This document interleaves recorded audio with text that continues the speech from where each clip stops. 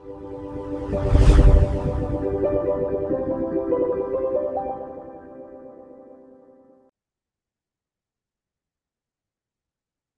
दोस्तों। सबसे पहले आप लोगों को बधाई जो इस बार मेंस लिखने जा रहे हैं, and all the best to all of you. ठीक है। और आज हम लोग देखेंगे 10 से 15 मिनट में कुछ इंपॉर्टेंट टिप्स जो आपको मेंस के आंसर लिखते वक्त इन सब चीज़ों को ध्यान रखना है। ये टिप्स मैंने बनाए हैं स्पेशली टॉपर्स की कॉपी को देख के, या फिर कुछ जो मेरे स्टूडेंट सिलेक्टेड हैं उन सब की कॉपियों को देख के, और बहुत सारी जो मिस्टेक्स एस्पिरेंट्स करते हैं उन सबको मैंने यहाँ पे रेड में हाईलाइट किया है। ठीक है। जनरली बच्चों की कॉमन मिस्टेक यहाँ पे दिखती है। ठीक है। कोड डिमांड एड्रेस करने में स्टेटमेंट बेस्ड क्वेश्चन को कैसे टैकल करें। ठीक है। फर्स्ट हेडिंग क्या होना चाहिए, जनरली यहाँ पे बहुत मिस्टेक दिखती है। ठीक है। बैलेंस नहीं रहेगा आंसर में, है ना। तो इसको हम थोड़ा सा सही से समझने की कोशिश करेंगे। जैसे पहला हमने लिया है यहाँ पे कोड डिमांड।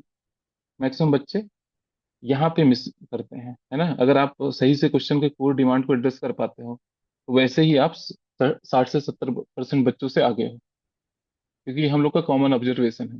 अगर 100 कॉपी देख रहे हैं, लगभग 70 से 80 बच्चों की कॉपी में आपको ये दिखेगा कि वो क्वेश्चन के डिमांड को सही से पकड़ ही नहीं पा रहे हैं। और कम से कम 20 क्वेश्चन का अगर टेस्ट है तो आपको 7 8 क्वेश्चन 9 क्वेश्चन में दिख ही जाएगा। तो अगर हर क्वेश्चन में 1 नंबर 2 नंबर का लॉस हो रहा है तो कलेक्टिवली आपको दिखेगा 10 से 15 या 20 नंबर का डिफरेंस आपके मार्क्स में आ जाता है। ठीक है। तो ये आपको बहुत अच्छे से ध्यान देना है। इस पे अभी हम लोग देखेंगे भी। कई बार हमको लगता है हम कोड डिमांड एड्रेस कर रहे हैं बट नहीं कर पाते हैं। ठीक है। तो यहाँ पे आपको बहुत अच्छे से ध्यान देना है ना। यहाँ पे आपके मार्क्स में काफी ठीक ठाक डिफरेंस देखने को मिलेगा अगर आप क्वेश्चन को सही से एड्रेस कर पाते हो। अब देखो क्वेश्चन जैसे यहाँ पे सबसे ज्यादा दिक्कत कहाँ आती है, जब स्टेटमेंट बेस्ड क्वेश्चन हो।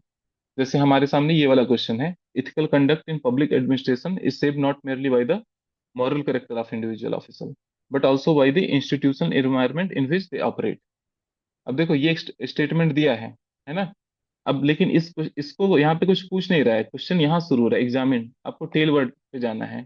जब तक आपको टेल वर्ड ना मिले तब तक आप मत समझो कि ये क्वेश्चन आपको पूछ रहा है। अगर आपके पास टाइम कम है तो आप बल्कि डायरेक्ट यहीं से क्वेश्चन पढ़ सकते हो। क्वेश्चन क्या बोल रहा है, examine the determinants of ethical behaviour in public administration. ठीक है। तो आपका जो डायरेक्ट हेडिंग 1 बनेगा वो क्या बनेगा,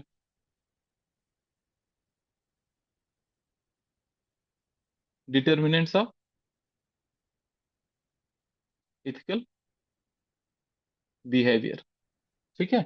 ये आपका हेडिंग 1 बनेगा। अब देखो अगर आप क्वेश्चन में यहाँ पे पूछा है, ठीक है, लेकिन इस वाले स्टेटमेंट वाले पार्ट में कुछ भी नहीं पूछा है, लेकिन आप इसको ऐसा नहीं कि आप इग्नोर कर रहे हो।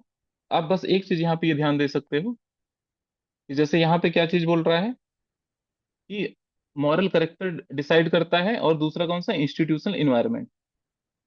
तो आप इसको डिटर्मिनेंट्स ऑफ इथिकल बिहेवियर जो हो रहा है यहाँ पे, इसको बल्कि आप दो पार्ट में ब्रेक कर दो कि मॉरल करेक्टर किस तरीके से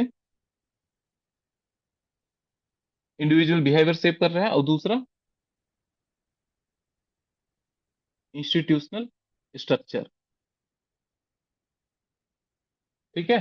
तो मेन जो आपने क्वेश्चन का हेडिंग बनाया वो आप टेल वर्ड से बनाए हो, examine determinants of ethical behaviour, ये आपका मेन हेडिंग है ना। रेदर देन कि मॉरल कैरेक्टर क्या होता है, इंस्टीट्यूशनल स्ट्रक्चर क्या होता है। अगर आप यहाँ से शुरू करते हो तो फिर आपके मार्क्स समझो गए। ठीक है। तो आपको हमेशा क्वेश्चन का हेडिंग यहाँ से बनाना है, टेल वर्ड को देखना है वो क्या पूछ रहा है। और कई तरीके से स्टेटमेंट पूछता है यूपीएससी। अब देखो इस वाले क्वेश्चन में आपको दिखेगा, fundamental right and DPSP are mutually reinforcing pillars of constitutional transformation rather than competing constitutional mandates, discuss discuss this statement, ऐसा करके लिखा रहेगा।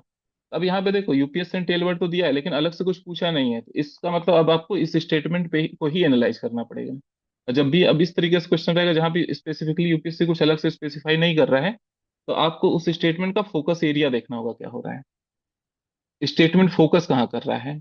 जैसे फोकस यहाँ पे आप पढ़ोगे तो दिखेगा कि राइट और डीपीएसपी जो होते हैं क्या है, री होते हैं, म्यूचुअली री रेदर देन कंपीटिंग। फोकस कहाँ पे है, एक री करता है एक दूसरे को, और दूसरा किस तरीके से compete कर रहा है, फिर कॉन्फ्लिक्चुअल चीजें हैं। तो हेडिंग 1 यहाँ पे क्या बनेगा, किस तरीके से दोनों एक दूसरे को री कर रहे हैं। हेडिंग 2 क्या रहेगा हमारा हमारा, किस तरीके से कंपीटिंग है, मतलब किस तरीके से कॉन्फ्लिक्चुअल है एक दूसरे के। अब जब भी हम लोग इशूज करेंगे कंपीटिंग इस वाली चीज पे आएंगे, तो थोड़ा सा आप यहाँ पे सजेशन भी लिख सकते हो कि कैसे इसको बैलेंस बनाया जाए। ठीक है। जैसे मिनर्वा मिल के इसमें क्या बोलते हैं कि balance between DPSP and fundamental right is a basic feature, तो उसको आप कोट करके आप सजेशन दे सकते हो आप। ठीक है, लेकिन यहाँ पे हेडिंग कुछ इस तरीके से बनेगा, और हमेशा हेडिंग में क्वेश्चन के कीवर्ड को यूज करना है, जैसे रीइंफोर्सिंग, कंपीटिंग, आपको इसी कीवर्ड को यूज करते हुए हेडिंग बनाना है। और जब आप इंट्रोडक्शन, बॉडी, कंक्लूजन लिखते हो, वहां पे क्वेश्चन के कीवर्ड को बार बार रिपीट नहीं करना है, लेकिन हेडिंग में हमेशा क्वेश्चन के कीवर्ड से ही बनाना है। ठीक है। अब तीसरा क्वेश्चन हम लोग देख लेते हैं, स्टेटमेंट बेस्ड ही। यहाँ पे क्या पूछा है, क्रिटिकली एनालाइज दिस स्टेटमेंट। ठीक है, with respect to amending power of legislature. अब यहाँ पे क्वेश्चन क्या पूछा है, constitution must be rigid enough to protect its fundamental values, flexible enough to adopt to changes. ठीक है, critically analyse this statement, statement को एनालाइज करने को बोल रहा है with respect to amending power of legislature. ठीक है। अब यहाँ पे देखो, हेडिंग वन जैसे हम लोग बना रहे हैं, स्टेटमेंट को एनालाइज करने को बोल रहा है, स्टेटमेंट का अब यहाँ पे हम क्या देखेंगे, फोकस एरिया। फोकस कहाँ पे वो हो रहा है, जैसे रिजिड नेचर रहेगा तो उससे क्या होगा, फंडामेंटल वैल्यूज प्रोटेक्ट होंगी। तो पहला हम क्या लिखेंगे, rigid nature in protecting fundamental values. ठीक है। अगर आप इस तरीके से नहीं लिखो तो समझो आपका हेडिंग फिर यहाँ पे हो सकता है डेविएट हो जाओ डिमांड से। दूसरा हेडिंग हमारा क्या रहेगा, फ्लेक्सिबल नेचर इन प्रोटेक्टिंग, या फिर यहाँ पे ये इस एस्पेक्ट को एडाप्ट, किस तरीके से वो एडाप्ट करने में, एडाप्ट टू चेंजेस। तो दूसरा हेडिंग हमारा ये रहेगा। पहला हेडिंग क्या है, रिजिड नेचर किस तरीके से हेल्प कर रहा है प्रोटेक्ट करने में फंडामेंटल, और दूसरा फ्लेक्सिबिलिटी किस तरीके से एडाप्टेबिलिटी लाती है ना। लेकिन अब देखो क्वेश्चन का टेल वर्ड क्या है, क्रिटिकली एनालाइज। ऐसा नहीं कि रिजिड नेचर के बस फायदे हैं, फंडामेंटल वैल्यूज को प्रोटेक्ट करेगा। यहाँ पे आप प्रोज भी दिखाओगे, फिर आप कॉन्स भी दिखाओगे। ये आपका टेल वर्ड से आ रहा है, क्रिटिकली एनालाइज से। ठीक है, रिजिड नेचर से आप दिखाओगे कि जैसे basic structure, judicial review, separation of power, इस तरह इन सब फीचर से क्या हो रहा है, आपका फंडामेंटल वैल्यूज प्रोटेक्ट हो रहा है। लेकिन जब कॉन्स देखोगे तो रिजिड नेचर से क्या दिक्कत है, लिमिट करता है पार्लियामेंट को, पार्लियामेंट्री सुप्रीमेसी अचीव नहीं हो पाती। ठीक है। या फिर कोई बोल्ड स्टेप लेना होता है तो कई बार पार्लियामेंट वहां पे नहीं कर पाती है, क्योंकि बहुत सारे फेडरल फीचर में क्या है, 50% कंसेंट स्टेट का भी चाहिए।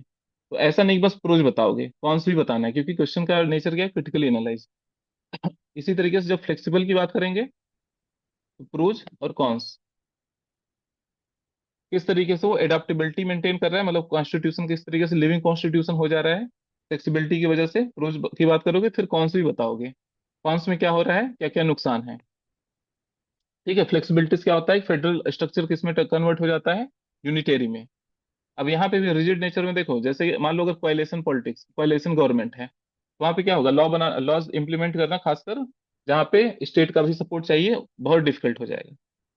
ठीक है, तो हमको प्रोज भी लिखना है, कॉन्स भी लिखना है, यहाँ पे फ्लेक्सिबिलिटी के भी प्रोज लिखने हैं, फ्लेक्सिबिलिटी के कॉन्स भी लिखना है। और फिर लास्ट में कंक्लूड कर देना है, बी आर अम्बेडकर से, neither flexible nor rigid but A judicious mix of both. है ना। तो अब यहाँ पे आप क्वेश्चन फिर से रीड करोगे, आपको लगेगा कि बहुत अच्छे से क्वेश्चन को, डिमांड को एड्रेस किया गया है। अदरवाइज क्या होगा, क्वेश्चन का डिमांड ही, कोड डिमांड ही पकड़ने में आपको दिक्कत आएगी। है ना। तो आप क्वेश्चन के डिमांड को हमेशा पकड़ के रखना, उसके क्लोज ही लिखना। अब देखो फर्स्ट हेडिंग, ये भी बहुत इंपॉर्टेंट है। जनरली क्या होता है कि अगर आपको कभी ऐसे दिखता है स्टार्टिंग में, यूपीएससी आज ट्रेंड है क्या है कि आपको स्टार्टिंग में एक स्टेटमेंट दे देगी। है ना, स्टेटमेंट देने से क्या हो रहा है कि लोग उसी स्टेटमेंट को इंटरप्रेट करने लग रहे हैं फर्स्ट हेडिंग में, जबकि ऐसा नहीं होना चाहिए। आपको टेलवर्ड देखना है, पूछा क्या है, और जिस एस्पेक्ट वो फोकस कर रहा है उस पर आपको फर्स्ट हेडिंग बनाना है। जो कोर डिमांड है क्वेश्चन का, वही आपका, उसी से रिलेटेड आपका फर्स्ट हेडिंग होना चाहिए, ना कि नॉन कोर डिमांड। कई बार ऐसा हो सकता है कि कुछ आप फ्लो चार्ट वगैरह दिखा दो, कुछ आपको मतलब डाटा वगैरह हल्का सा बता दो, मतलब कुछ ऐसा मैप बना दिए, कॉन्टेक्स्ट आप समझा सकते हो उसको। लेकिन पहला हेडिंग हमेशा क्वेश्चन का जो डिमांड है आप उस पे बनाओगे।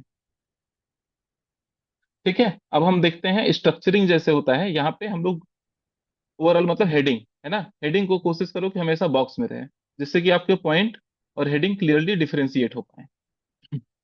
ठीक है। और नंबर ऑफ पॉइंटर्स कितने रहने चाहिए, अगर 10 मार्कर है, अगर आपका दो एस्पेक्ट पूछा है, तो 5-5 पॉइंट दोनों हेडिंग में होना चाहिए। अगर मान लो एक ही एस्पेक्ट पूछा है, तो आप 6 से 7 पॉइंट या 8 पॉइंट लिखो। ठीक है, फिर अगर उसमें कुछ वे फॉरवर्ड लिमिटेशन बन रहा है तो उसमें आप अलग से 3-4 पॉइंट बना दो। लेकिन अगर क्वेश्चन में दो एस्पेक्ट पूछा है तो 5-5 पॉइंट दोनों में। और अगर एक एस्पेक्ट पूछा है 6 से 7 पॉइंट या 8 पॉइंट आपको लिखना है वहां। जनरली यहाँ पे दिक्कत आती है बैलेंस बनाने में। जैसे शुरू में क्या होता है कि जो शुरुआत में आप क्वेश्चन लिखते हो उसमें क्या होता है कि फर्स्ट हेडिंग को हमेशा आप ज्यादा प्रायोरिटी दे देते हो। उसमें क्या है कि आप हो सकता है 7-8 पॉइंट लिख रहे हो, उससे क्या होता है हेडिंग 2 में आप कंप्रोमाइज हो जाता है। 3 से 4 पॉइंट लिखे हो या फिर वहां पे लग रहा है वे फॉरवर्ड लिखने की भी जरूरत थी, बट आप उसको लिख ही नहीं पाए। है ना, तो कितना भी अच्छा आप यहाँ पे लिख दिए हेडिंग 1 में, लेकिन हेडिंग 2 और वे फॉरवर्ड कंप्रोमाइज हो गया तो आपका नंबर बहुत ज्यादा उठेगा नहीं, 2.5 3 3.5 इतने में ही रह जाएगा, डिस्पाइट आपके पास बहुत अच्छा नॉलेज था।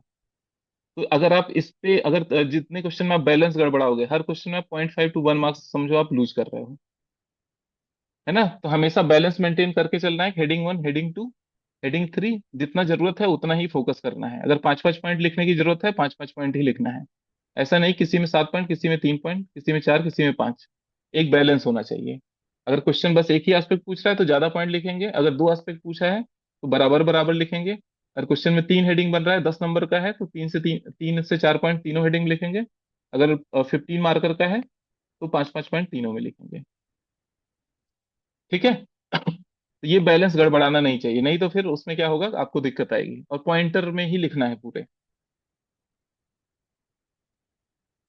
थर्ड पॉइंट क्या है, वर्ड लिमिट। अब देखो कई बार क्या होगा कि जैसे जो फर्स्ट मेंस लिखते हैं, यहाँ पे थोड़ा सा उनको एक डिसएडवांटेज हो सकता है ना, तो उनको फोकस कहाँ करना चाहिए, पेपर कंप्लीशन पे। लेकिन जो सेकंड मेंस थर्ड मेंस लिख रहे हैं, या फिर कई बार हो सकता है कि फर्स्ट मेंस लिख रहे हैं लेकिन आंसर राइटिंग का प्रैक्टिस बहुत अच्छे से कर रखते हैं, उनकी स्पीड ठीक ठाक रहती है, तो उनको हमेशा वर्ड लिमिट में ही लिखना चाहिए। मतलब अगर 150 वर्ड है तो ऐसा नहीं कि 120 130 वर्ड में लिख रहे हैं। ठीक है, वर्ड लिमिट आप टच करो, इवन प्लस जाएगा तो भी दिक्कत नहीं, 160 150 170 तक लिखो, कोई दिक्कत नहीं है। क्योंकि जो नया बच्चा है वो कितना लिखेगा, 120 130 वर्ड। जो एक्सपीरियंस है, जो आंसर राइटिंग खूब कर रखा है, इवन फर्स्ट मेंस वाले बच्चे भी लिख सकते हैं, अगर आंसर राइटिंग थोड़ा पहले से कर रखे हैं। है ना, तो वो भी 150 160 वर्ड लिख सकते हैं हर क्वेश्चन में, 10 मार्कर में। तो यहाँ पे क्या दिख रहा है, आप हर पॉइंट हर आंसर में 1-2 पॉइंट एक्स्ट्रा लिख पा रहे हो। 1-2 पॉइंट एक्स्ट्रा का मतलब क्या है, 0.5 एक मार्क्स आपका बढ़ सकता है। ठीक है, तो वर्ड लिमिट हमेशा आपको 150 वर्ड का है 150 वर्ड या फिर प्लस करके लिखना है। अगर आपकी स्पीड अच्छी है, अगर आप फर्स्ट मेंस लिख रहे हो, आंसर राइटिंग बहुत पहले से नहीं किया हो, तब आपका फोकस कहाँ पे होना चाहिए, पेपर कंप्लीशन पे। इसको आप कंप्रोमाइज नहीं करना फिर। जिसकी स्पीड है अच्छी है उनके लिए ये चीज है कि आप वर्ड लिमिट में लिखो या फिर उसको ब्रीज भी करो, कोई दिक्कत नहीं है। अगर आपकी स्पीड अच्छी है तो उससे क्या होगा कि हर आंसर में आप 1-2 पॉइंट एक्स्ट्रा लिख पाओगे। ठीक है, तो ये एक्सपीरियंस लोगों के लिए है जो आंसर राइटिंग ठीक ठाक प्रैक्टिस किए हैं, मे बी उनका फर्स्ट मेंस हो सेकंड मेंस हो, उससे मैटर नहीं करता, उनकी स्पीड अच्छी है तो वो 150 वर्ड या उससे ज्यादा भी लिख सकते हैं। है ना। लेकिन अब देखो वर्ड लिमिट ज्यादा लिखने का मतलब कहाँ पे आप ज्यादा लिखोगे, बॉडी पार्ट में, ना कि इंट्रोडक्शन कंक्लूजन में। इंट्रोडक्शन कोशिश करो कि छोटा रहे, it is just a starting of the question. है ना, 2 से 3 लाइन या मैक्सिमम 4 लाइन का रखना है, 2 से 3 लाइन रखो आप 10 मार्कर वाले क्वेश्चन को, 3 से 4 लाइन रखो आप 15 मार्कर क्वेश्चन को। सिमिलरली आपका कंक्लूजन भी 2 से 3 लाइन या मैक्सिमम 4 लाइन। देखो जो क्वेश्चन पूछा है एक्चुअली आप उसको एड्रेस करते हो बॉडी पार्ट। जो आप क्वेश्चन के हेडिंग बनाते हो, स्ट्रक्चरिंग करते हो, वो आपका इसमें एड्रेस होता है। है ना, तो मैक्सिमम आपके पॉइंटर कहाँ आने चाहिए, बॉडी में आने चाहिए। ठीक है, मैक्सिमम आपका स्पेस बॉडी पार्ट में जाना चाहिए। ठीक है, अगर आप 150 वर्ड लिख रहे हो तो कम से कम 120 वर्ड आपके बॉडी पार्ट में जाने चाहिए, मतलब 30 to 40 वर्ड आपके जाने चाहिए इंट्रोडक्शन कंक्लूजन। ठीक है। अब देखो एक आता है लिमिटेशन एंड वे फॉरवर्ड। है ना, तो अब सबसे बड़ा चैलेंज कहाँ आता है कि लिमिटेशन वे फॉरवर्ड लिखे कहाँ। अब देखो वे फॉरवर्ड हमको हर जगह लिखना है जहां पे आपको लगे कि हम कुछ इशूज डिस्कस कर रहे हैं या फिर कुछ कंसर्न्स डिस्कस कर रहे हैं, है ना, या फिर कुछ लिमिटेशन डिस्कस कर रहे हैं, तो आपको वे फॉरवर्ड जरूर लिखना है। अगर नहीं पूछा है और 10 मार्कर क्वेश्चन है तो 0.25 पेज में। अगर मान लो 15 मार्कर क्वेश्चन है नहीं पूछा है, लेकिन आप लिमिटेशन इशू या कुछ डिजास्टर कुछ ऐसे चैलेंजेस डिस्कस कर रहे हो, तो आप 0.5 पेज ले सकते हो अगर 15 मार्कर है। ठीक है, अगर पूछा है तो यहाँ पे 0.75 पेज लेना है। ठीक है, इसका मतलब क्या है, 3/4 ऑफ पेज 15 मार्कर में। अगर पूछा है 10 मार्कर में तो आप कितना पेज लोगे, 1/2 पेज कम से कम आप वे फॉरवर्ड लोगे। ठीक है, तो वे फॉरवर्ड आपको लिखना है। अब कई बार ऐसा आपको दिखेगा कि जहाँ पे जगह कम पड़ रही है, अगर मान लो आपके पास इतना ही जगह है ना, तो आप क्या करो, सीधा यहाँ पे इस तरीके से यहाँ दो ऐसे एरो लगाओ, इधर साइड लिमिटेशन लिख दो, इस साइड वे फॉरवर्ड, और इंपॉर्टेंट इंपॉर्टेंट तीन तीन, तीन से चार आप यहाँ पे लिमिटेशन लिख दो। यहाँ पे क्या लिख सकते हो, सजेशन, या फिर गवर्नमेंट पॉलिसीज, गवर्नमेंट स्कीम। तो अगर आपके पास स्पेस कम है, दो से तीन लाइन का कंक्लूजन रखो, और छोटा सा बस एक ऐसे लाइन ड्रॉ करो, उसके नीचे यहाँ पे लिमिटेशन, यहाँ पे वे फॉरवर्ड। ठीक है, ये एक्सक्यूज नहीं देना है कि जगह नहीं था, है ना, क्योंकि बहुत बच्चों की कॉपी मैं आपको दिखाऊंगा जो सिलेक्टेड है, या फिर जो इस बार अच्छा स्कोर कर रहे हैं मेंस आंसर राइटिंग टेस्ट में, वो लोग इसको कर रहे हैं। ठीक है, तो आपको एक्सक्यूज नहीं देना है कि मेरा हेडिंग वन हेडिंग टू में मैंने ज्यादा पॉइंट लिखने के चक्कर में इसको मिस कर दिया। जहां जहां पॉसिबल हो, जहां जहां लिमिटेशन वे फॉरवर्ड की जरूरत लगे, आपको उसको लिखना है, भले थोड़े स्पेस में लिखो, लेकिन ये एस्पेक्ट आपका आना चाहिए। जगह कम है तो बस कीवर्ड में लिमिटेशन, कीवर्ड में वे फॉरवर्ड लिख दिया। ठीक है। पांचवा पॉइंट क्या है, मल्टी डायमेंशनलिटी। अगर आप टॉपर्स की कॉपी देखोगे, उनकी कॉपी में क्या रहता है, 10 नंबर का क्वेश्चन है तो कम से कम 10 12 पॉइंट 13 पॉइंट वो लिखते हैं, 15 नंबर का क्वेश्चन है 15 से 20 पॉइंट वो लिख रहे हैं, है ना। अभी क्या एक जनरल बच्चों का अप्रोच है कि पॉइंट तो वो लिख रहे हैं, लेकिन अब जैसे यहाँ पे आर्गुमेंट लिखे, एक अलग लाइन यूज कर रहे हैं एग्जाम्पल लिखने में। तो जरूरी नहीं कि आप एकदम यूनिफॉर्म अप्रोच फॉलो करो कि आर्गुमेंट लिखे फिर एक एग्जाम्पल लिखे, एग्जाम्पल अलग लाइन में लिखने से क्या होता है, आपका एक से दो लाइन वेस्ट हो जाता है। अगर कहीं कहीं पे लग रहा है कि आप आर्गुमेंट लिख रहे हो, डाटा आपके पास कुछ है, ब्रैकेट में करके लिख दो, है ना, आपका एक लाइन सेव हो जाएगा, उससे क्या होगा कि आप एक एक्स्ट्रा पॉइंट जनरेट कर पाओगे। ठीक है, तो ये आपको बहुत सारे टॉपर्स की कॉपी में दिखेगा कि सीधे आप आर्गुमेंट लिखते हैं और ब्रैकेट में क्या करते हैं, एग्जाम्पल लिख देते हैं, या डाटा लिख देते हैं, या फिर कोई रिपोर्ट, है ना, हर जगह वो एग्जाम्पल वर्ड नहीं यूज कर रहे हैं। ठीक है। बट अगर बहुत ये बहुत आपको कॉमन दिखेगा अभी की कॉपी में, है ना। तो यूनिफॉर्म एकदम अप्रोच नहीं रखना है, आपको मल्टी डायमेंशनलिटी फोकस करना है, यूपीएससी मल्टी डायमेंशनलिटी को रिवॉर्ड करती है।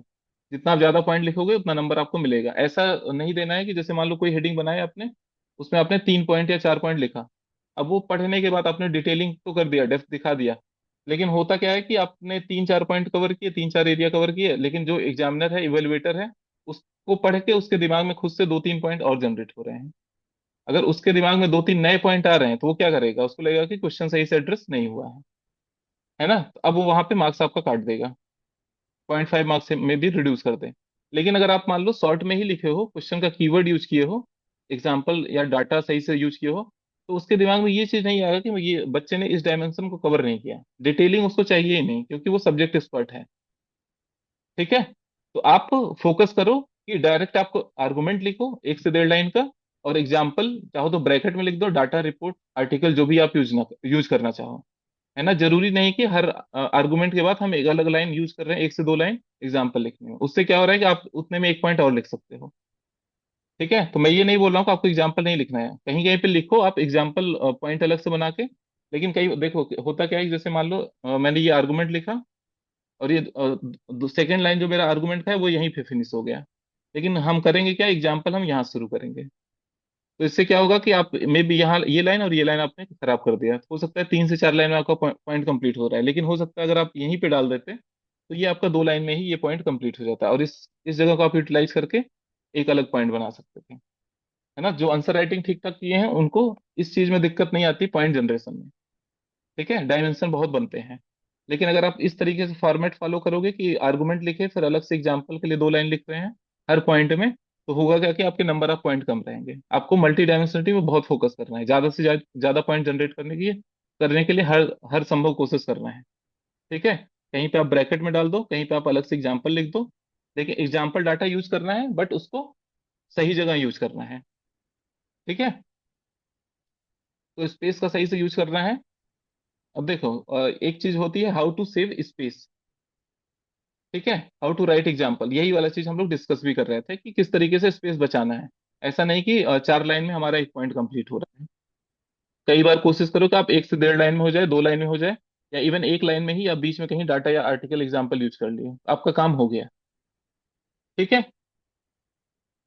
अब एक ये भी दिक्कत दिखती है, नैरो वर्सेज ब्रॉडर पर्सपेक्टिव, है ना। बच्चों में ये दिक्कत दिखती है मुझे कि कई बार खासकर जो नए बच्चे होते हैं, वो टॉपिक को बहुत नैरो एंगल से देखते हैं, उससे क्या होता है कि वो 2 ही 3 पॉइंट 4 पॉइंट बहुत नैरो एरिया में जनरेट कर पाते हैं। अब जैसे मान लो यहाँ पे डलहौजी क्वेश्चन ये पूछ रहा है कि डलहौजी का एनेक्सेशन पॉलिसी किस तरीके से मॉडर्न इंडिया का फाउंडेशन बिल्ड करने में हेल्प किया। अब अगर मान लो एनेक्सेशन पॉलिसी पे जाएंगे तो क्या है, डॉक्ट्रिन ऑफ लैप्स, है ना। अब इसके अलावा कुछ मिलेगा नहीं, miss governance, doctrine of lapse, इसके अलावा आपको कुछ नहीं मिलेगा। तो क्या हम बस कोई डॉक्ट्रिन ऑफ लैप्स या फिर मिस गवर्नेंस ही बस लिख के आएंगे? ठीक है, तो यहाँ पे हमको क्या चाहिए, ब्रॉडर व्यू, एनेक्सेशन को हम किस किस तरीके से देख सकते हैं। ठीक है, इकोनॉमिक लेवल पे किस तरीके से क्या पॉलिसीज थी, है ना, टेरिटोरियल लेवल पे, मिलिट्री लेवल पे, हर लेवल पे आप देखो क्या क्या लेवल पे डलहौजी के टाइम में पॉलिसीज आई थी, जिससे हम देखते हैं कि मॉडर्न इंडिया का फाउंडेशन स्टेब्लिश हुआ। और फिर हम उसको काउंटर भी करेंगे कि क्या केवल बस डलहौजी की पॉलिसी से मॉडर्न इंडिया का फाउंडेशन स्टेब्लिश हुआ या फिर कुछ और चीजें थी। ठीक है, तो बहुत नैरो व्यू से नहीं सोचना है, अदरवाइज क्या होगा कि आप बहुत कम पॉइंट जनरेट कर पाओगे, और काउंटर पर्सपेक्टिव या फिर जो अदर डायमेंशन आप सोच सकते हो एग्जाम में वो नहीं सोच पाओगे। आपको थोड़ा सा ब्रॉडर व्यू लेके चलना है ना। अगर वो रहेगा आप तो पॉइंट जनरेशन में भी इशू नहीं आएगा, टाइम भी आपका बचेगा, जल्दी जल्दी पॉइंट जनरेट होंगे, और एक आप हॉलिस्टिक कवरेज के साथ क्वेश्चन को फिनिश कर पाओगे। ठीक है, लास्ट पॉइंट जो हम लोग का आज का है वो सब्जेक्ट स्पेसिफिक वैल्यू एडिशन। ठीक है, वैल्यू एडिशन हमारा सब्जेक्ट स्पेसिफिक होना चाहिए, ऐसा नहीं कि हर जगह हर सब्जेक्ट में एक अप्रोच काम कर रहा है। अगर आपको जीएस 2 में स्कोर करना है, जैसे पॉलिटी में हमको क्या यूज करना होगा, आर्टिकल जजमेंट कमेटी, है ना, अपार्ट फ्रॉम डाटा कीवर्ड्स। अगर आप ये यूज कर रहे हो तो आपके मार्क्स ऑटोमेटिक उसमें अच्छे आएंगे। ठीक है, इथिक्स आप आंसर लिख रहे हो तो वहां पे क्या चीज चाहिए, एग्जाम्पल और कीवर्ड्स। ठीक है, जितना ज्यादा आप एग्जाम्पल यूज कर पा रहे हो, जितना कीवर्ड यूज कर पा रहे हो, जितना ज्यादा थ्योरी उसमें डाल पा रहे हो, उस उतने कोट वगैरह जितने यूज कर पा रहे हो, उससे आपके मार्क्स बढ़ेंगे। ठीक है, डायग्राम, फ्लो चार्ट, तो इस पे भी आपको थोड़ा सब्जेक्ट स्पेसिफिक चीजें रेडी करके जानी है, और एग्जाम के जस्ट पहले उन चीजों को देख के जाइए। अगर आप एथिक्स का डायग्राम जस्ट पहले देख के नहीं गए तो हो सकता है आप एक्चुअल एग्जाम में उसको मिस कर जाओ। ठीक है, बहुत सारी चीजें जो आप आंसर में डालने वाले थे, लेकिन हो सकता है वो आपकी मिस हो जाए। ठीक है, तो आप जस्ट पहले जो आपका स्पेसिफिक वैल्यू एडिशन है पर्टिकुलर सब्जेक्ट में, उसको आप जरूर देख के जाना। जैसे जीएस 2 में पॉलिटी में आपका आर्टिकल जजमेंट कमेटी है, तो 3-4 पेज का आपके पास शॉर्ट में होना चाहिए article judgment committee topic wise, जिसको आप एक बार देख के जाओ। ठीक है, तो हर सब्जेक्ट में आपके पास इस तरीके से होना चाहिए। जैसे हो सकता है एथिक्स में आपके पास इंपॉर्टेंट स्पेसिफिक वैल्यू एडिशन क्या हो सकता है, एग्जाम्पल हो सकता है, थ्योरी हो सकता है, इथिकल डिलेमा का लिस्ट आप बना लो 40-50 डिलेमा के, है ना, कुछ इथिकल इश्यूज बना लो, उसको आप एक बार देख के जाओ। तो क्या होगा कि जब इथिकल डिलेमा पूछेगा किसी पर्टिकुलर केस स्टडी में, आप ऐसा नहीं रहेगा बस एक ही दो सोच पा रहे हो, आप आराम से 5-6-7 डिलेमा आराम से लिख पाओगे। है ना, तो सब्जेक्ट स्पेसिफिक वैल्यू एडिशन का भी बहुत ज्यादा रोल है। आप सब्जेक्ट स्पेसिफिक जब आप रिवाइज करोगे अभी ऐसे पेपर के बाद जो भी आपको टाइम मिलेगा, तो वहां पे आपको ध्यान देना है कि सब्जेक्ट स्पेसिफिक वैल्यू एडिशन पे ध्यान देना है। ठीक है, ना कि पूरा सब्जेक्ट आप रिवाइज कर रहे हो, आप बस देखो कि उस सब्जेक्ट में क्या स्पेसिफिक वैल्यू एडिशन है, उसको आप रिवाइज करो, ना कि पूरा आप आर्गुमेंट हर चीजें, मतलब जो कॉजेज, इम्पैक्ट, कंक्लूजन, हर चीज पढ़ रहे हो। है ना, वो चीज आपने इतना सारा इतने दिन से कर रखा है, वो चीज आप कर पाओगे, but subject specific value addition हो सकता है आपसे मिस हो जाए। ठीक है, तो इसी के साथ इस सेशन को एंड करते हैं। होपफुली आप लोग इन चीज को अपने आंसर में इनकॉर्पोरेट कर पाओगे। राइट, तो सेशन को एंड करते हैं। All the best everyone, good luck.